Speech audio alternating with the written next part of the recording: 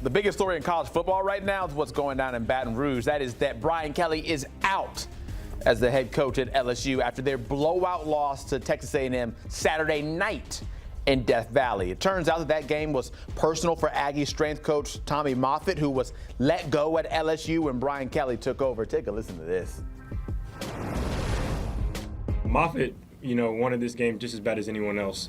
And I remember Thursday he kind of brought in a tackling dummy with Brian Kelly's face on it. We all started kicking and stomping and stuff like that. But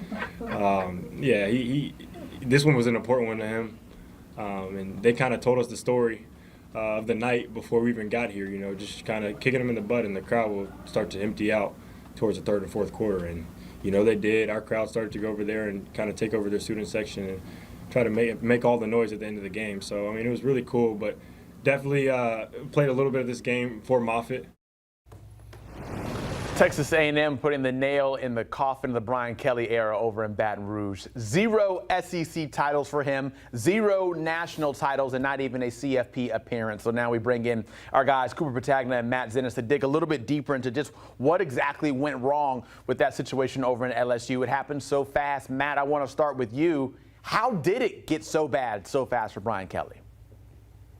Well, first of all, it's still crazy to me that we're at a point right now where Brian Kelly is no longer the head coach at LSU. And frankly, to go back 24 hours, there was no expectation on my end that yesterday we would end with Brian Kelly being fired. And Brian entered yesterday without any expectation that he was going to be fired. So a quick play-by-play in terms of how all of this came together. Brian arrived at the LSU team facility yesterday a little bit before 9 o'clock local time. His plan at that point was to make change from a staff standpoint, specifically to the offensive staff, including with offensive coordinator Joe Sloan. And then as the day progressed, Brian ultimately met with the AD there, Scott Woodward. Based on how things have been described to me, that meeting did not go well whatsoever. And it was essentially the beginning of the end in terms of this with Brian. Brian left the facility shortly after that. As I'm sure you guys can imagine, once he left and people realized his car was no longer there, that was a red flag to people on staff that there was potentially more going on than just the potential of change at the offensive coordinator spot. And then conversations continued to progress throughout the course of the day and culminated with LSU making the decision to fire Brian. The thing that I'll add in, which it's crazy to think about right now, but I'm sure you guys remember the old Jamal Adams video back when he was with the Jets, and the video still circulates some now, where couldn't get into the team building. And one of the things that, again, just kind of crazy at this point, thinking back to 24 hours ago, but Brian, when he first arrived at LSU's team building yesterday, I guess they have little finger thing that it recognizes your fingerprint and lets you into the building. He had issues getting in when he first got there yesterday, and apparently was getting frustrated messing around with that and was unable to get into the building before, after a couple minutes, finally being able to get in. Just kind of thinking back to that now, a weird omen based on how things played out.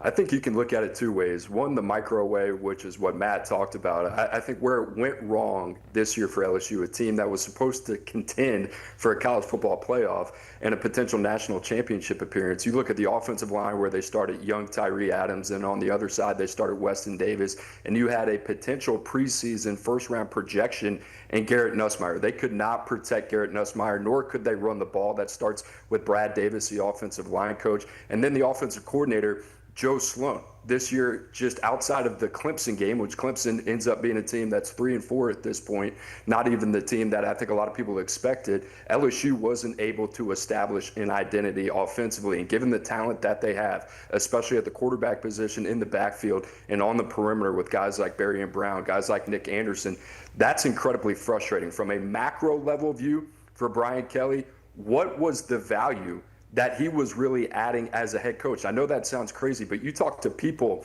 around the LSU program, they said, it feels like we had to win in spite of him. He didn't recruit. This wasn't a guy that was involved in game planning and the fundraising element as well. So what are you actually adding to this team? And I can tell you as an LSU alum, when your team gets beat like that and embarrassed in Death Valley at night, a place that is supposed to be a sacred sanctuary for LSU football. There are no excuses. Everything is on the table, and that's why he's not working there anymore.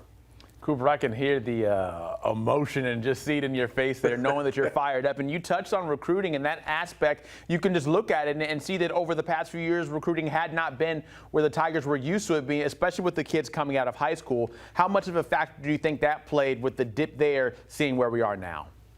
Well, they had to backfill, right? They had to go out there. There was a lot of administrative hand-holding from coaching hires to front office hires. They bring in Austin Thomas from Ole Miss, who had been around the program. That was an AD hire. That was a Scott Woodward hire. They go out. They spend a lot of money this year. They had their #1 class in the transfer portal. And this was one of the most talented rosters in the country. So to sit here in late October and have 3 losses, to lose to teams like Vanderbilt and Ole Miss, with all due respect, teams that they're more talented than, is completely unacceptable. So on the high school side, listen, they've done enough. They have enough talent. Like I said, this is a talented roster, but they just had seemed to really kind of been behind a little bit in the first 2 years, and they were always constantly covering up for Brian Kelly's blind spots, and I think that's kind of what accumulated to what we've seen now. So, Matt, here we go. LSU needing a new head coach. You have LSU open, Florida open, Penn State open. Where do the Tigers go from here, and how do they navigate this coaching cycle? Too early to tell. So essentially a non-answer. Sorry to disappoint you guys, but it is still so early in the process that don't have a great feel on that one yet, and I doubt that LSU's athletic department does either. Lane Kiffin, with that being said, will be a name that you see linked to this a lot, and I think for good reason. But the main thing that we'll say about this is, as Cooper knows, this is, if not the best job on a national level, it's somewhere in the top 3. And first of all, it puts them in a position where they are capable of swinging for the fences, and Scott Woodward has history of looking to hit a home run and swing for the fences whenever he's responsible for making a hire. So first of all, you can fully expect that, whether it's with Lane or somebody else. But LSU is also the caliber of job that, because of just how great of a situation that is, it puts them in a position where they are capable of potentially poaching or stealing away a head coach that frankly would be untouchable for 99.9% of other schools around the country. So will it be Lane? I'm not sure. Will it be somebody else? Too early to tell, but that's something they can say very confidently. They're going to swing big. They're going to swing for the fences. And similar to last time, like if you think back to 4 years ago with Brian Kelly, at that point, there probably weren't too many people around the country that would have thought that a school would be able to get Brian Kelly out of Notre Dame. I know it didn't work out, but it's something just worth keeping in mind heading into this process now, just as an example of how LSU is one of these few schools around the country that is capable of landing someone that, once again, would be untouchable for most other places.